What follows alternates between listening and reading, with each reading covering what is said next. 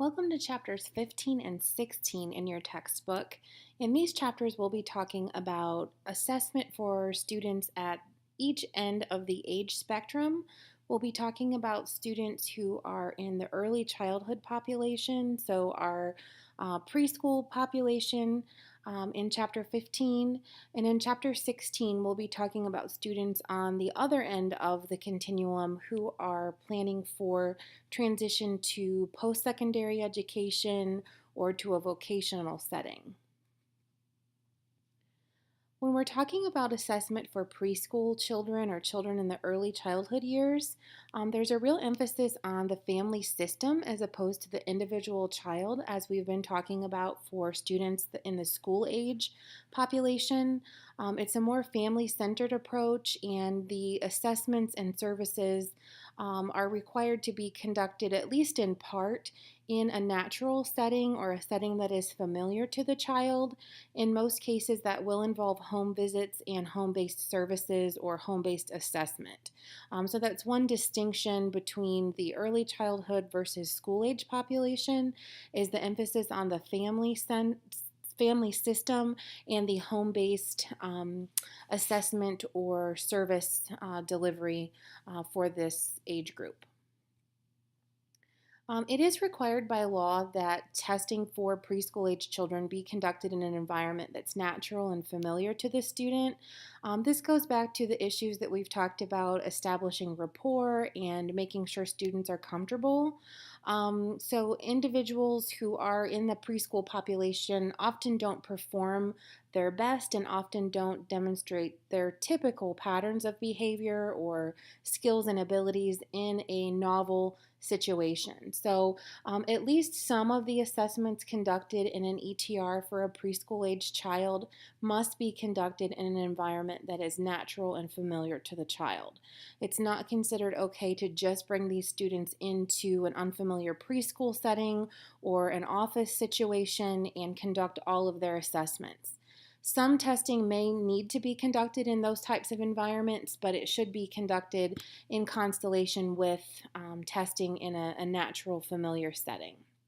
It's also required to do multiple observations or assessments across multiple settings for this population, and it's important to note differences in the child's behavior in each of those environments. So multiple observations, including environments that are natural and familiar to the child, are a requirement of the preschool early childhood evaluation. Talking about free appropriate public education for young children, we do provide services for children from birth through age 2. Those are services that are provided through a community agency called Help Me Grow. That's how it's titled in Ohio. In other areas it falls under different names, but in Ohio our early intervention services are provided by Help Me Grow, and students at this age are receiving service plans under the IFSP, which stands for an Individualized Family Services Plan. Again, this covers children from birth up to their 3rd birthday. Once children turn 3, until they enter school, school age services in kindergarten, so 3 through their entrance to kindergarten, they're considered preschool children, and school districts or the local educational agency is responsible for providing intervention preschool services. When children transition to preschool, their IFSP turns into an IEP, which is obviously their individual education program. Even at these early ages, it's important to consider the child's least restrictive environment and to incorporate instruction with typical peers as much as possible. The state sets forth guidelines for developmental preschool programs or integrated preschool programs in regards to the ratio of students with disabilities versus students who are typically developing. Those ratios are ever changing, but the Department of Education sets those forth, and we are required to integrate students with disabilities with their typical peers in preschool just as we would be required in a school age setting.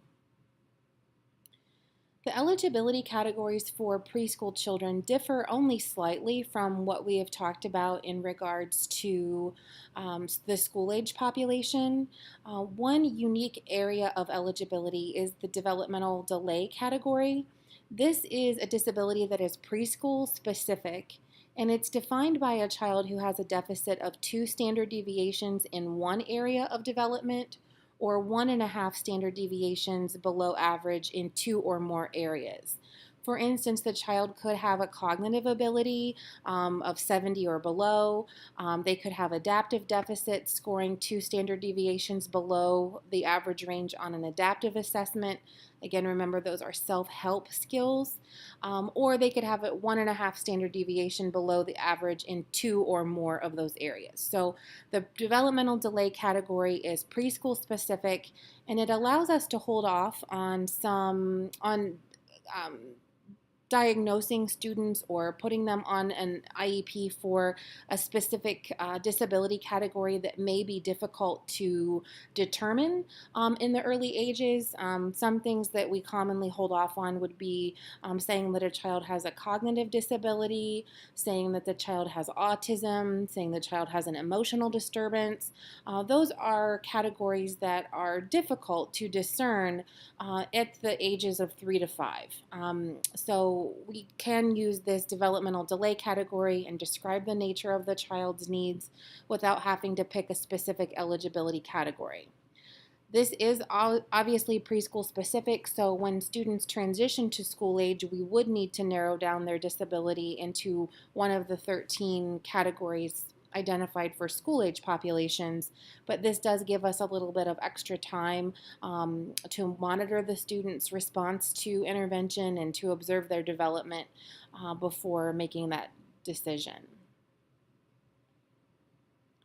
When we talk about assessment for transition, we're really talking about students transitioning from high school to adult life. So we're talking about their transition from high school or secondary education to post-secondary employment or post-secondary education.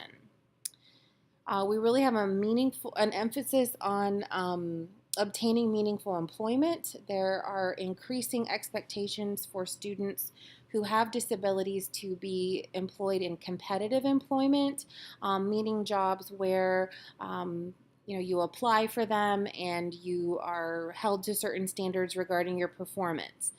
So a greater emphasis on getting all students with disabilities out in a competitive employment setting and helping them not only find jobs but maintain employment throughout their lifespan. We must begin transition planning for all children on IEPs when the child is 16 years old or earlier if appropriate. Assessment for students preparing to transition beyond high school includes assessment of many soft skills, if you will, or many skills that are related to independent living and personal independence. So some of those here are listed, including being able to solve problems and make decisions, being able to set goals, get along with others, and communicate effectively. In Ohio, we start addressing transition actually at the age of 14.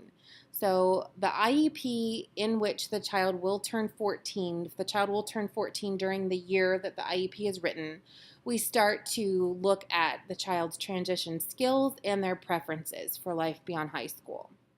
At age 14, our transition services and our transition assessments really have an emphasis on the successful completion of high school. So making sure that students are on track to earn the credits that they need for graduation, make sure students who have an interest in going to a career tech or a vocational program while they're still in high school have explored those options and have their prerequisite coursework that they would need to participate in that. So really at age 14, we're focusing on getting the child through high school with the coursework and the credits that they need to achieve the transition goals that they have. When they turn 16, our transition focus shifts a little bit to focusing on post secondary success. So at 16, we really start to think beyond the high school years and start thinking about getting this child job experience or having them look into colleges and what types of accommodations or services they may be eligible for in college. And just really shifting our focus away from the completion of high school at this point and starting to look at life beyond high school and what they may need to be successful there. When students approach the transition years starting at 14, they must be invited to and hopefully attend, but at least we have to show that we've invited and tried to involve them in their IEP meeting. And the development of their IEP, again, no later than the IEP in which the child turns 14 years of age. So this means some 13-year-old students, if their IEP covers their 14th birthday, this would apply to them as well. If the child doesn't attend their meeting, we have some parents who are adamant that their child not be involved, or some students for a variety of reasons who don't wish to participate in their IEP meetings. So it's certainly best practice to involve them when at all possible, but if they refuse to attend, we still have to show as an IEP team that we have gathered information from the child.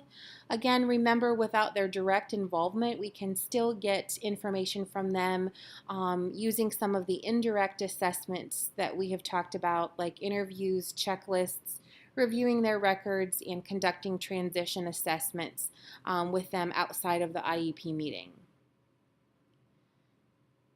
For students preparing to transition beyond high school, there's a real emphasis, and this is ever increasing, on involving other agencies in the IEP meeting and the transition planning.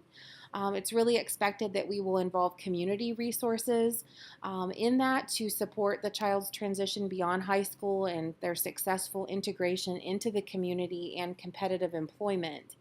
One example of an agency that is very helpful in this regard is the Bureau of Vocational Rehabilitation. They're known as BVR. Also, the County Board of Developmental Disabilities. It's called the County Board of DD. It was formerly the Board of Mental Retardation and Developmental Disabilities.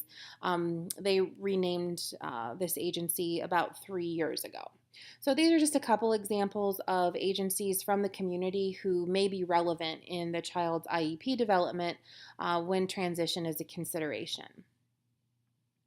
Again, your learning objectives are included in the last several slides here, so just be sure to review these and make sure that you can answer the learning objectives questions. Let me know if you need clarification or have any further questions about chapters 15 and 16.